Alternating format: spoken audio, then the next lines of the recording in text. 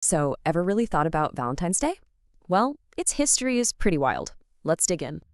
Yeah, if you think it's just about flowers and chocolates, well, you are in for a surprise. Seriously, the real story has way more blood rituals and a lot less chocolate. All right, let's jump in. We have to go way back, like ancient Rome back. It all starts with this Roman festival, Lupercalia. And let's be clear, it was not romantic. It was a wild, kind of crazy fertility festival. The main goal, not love, but, well, babies.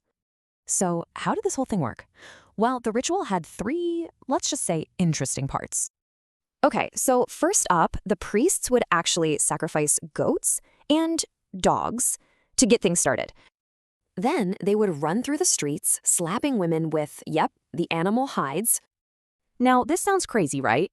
But it was believed to bring women fertility for the year. So you can see the huge shift from total chaos to something about faith and sacrifice.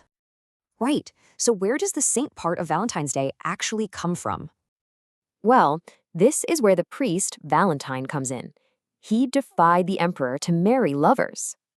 But he was eventually caught, and his execution date, you guessed it, February 14th. The story goes that his last letter was signed with this now famous phrase. So, a few centuries later, the church decided to replace Lupercalia with St. Valentine's Day. But look, the switch to a romantic holiday, that didn't happen overnight. It took centuries. Yeah, for the longest time, it was just a day to remember a saint, nothing romantic. The romantic angle actually came from a poet, Chaucer, who connected it to lovebirds, literally.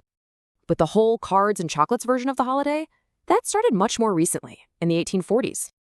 And you can thank this woman, Esther Howland. She started mass-producing the first Valentine's cards.